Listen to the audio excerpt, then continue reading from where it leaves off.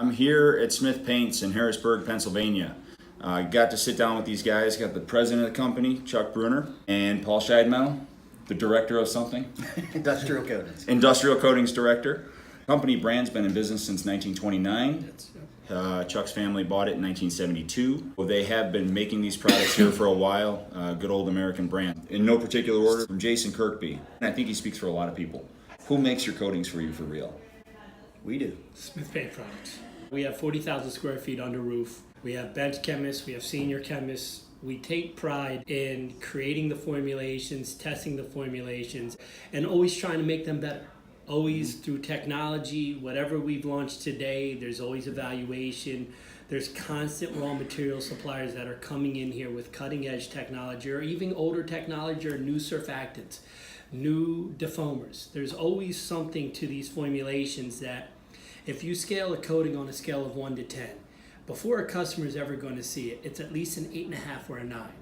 And then it'll take you years, if not a lifetime, from a 9 to a 10. And I don't know if a 10 is ever to be achieved. That's a theoretical perfect.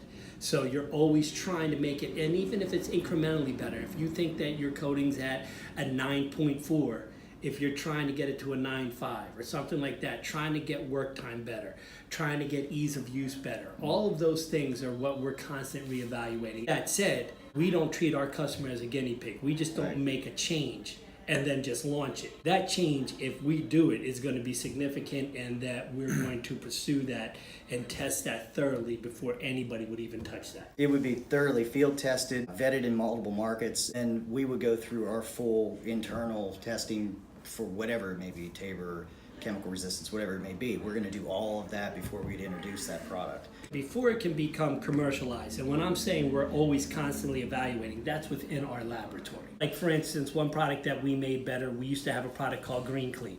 We've changed that product to called Green Clean Pro, just because the Pro portion of it made it an easier product for our customers to work. Did it obsolete Green Clean? Yes, it did. Okay, when somebody says, I want Green Clean, your rep would say, no problem, we made it better, and it's called Pro. And this is why we did this. Okay. Yeah. The other question that Jason Kirkby did ask is, on average, per 10,000 units sold, how many units are actually bad units that make it onto a floor? But I think it speaks to QC and maybe even touch a little on that ISO question. As a manufacturer, our job is to try to do the manufacturing process as close as we can every time, and usually in batch sizes, so it becomes repetitive. And by doing something repetitive, that means you get the same result if you're doing the same thing every time. Raw materials come in, we have an evaluation or a sheet that says that this is how it's tested out, and it passed their QC, so when we get a raw material in to utilize that raw material.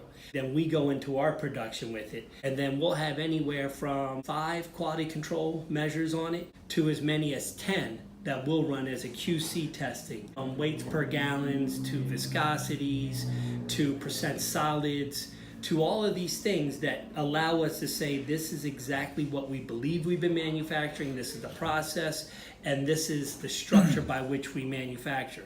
For something to make it to the market, we would have to have a high 90% success rate of perfect product or what meets our specifications in order for it to get released. I don't know if any time in this world you ever say 100%, but I can't imagine, unless we're skipping some type of quality control measure that doesn't allow a coating to get out until it's been tested that way. Is it possible that something could happen? Yes. Is it probable? We're professionals. We're in the business of manufacturing coatings. Okay, well said. As far as dates go, Paul, you had talked about with the colorants. I mean, it's very easy to even see what batches it's coming from. Well, there's a batch number on every label.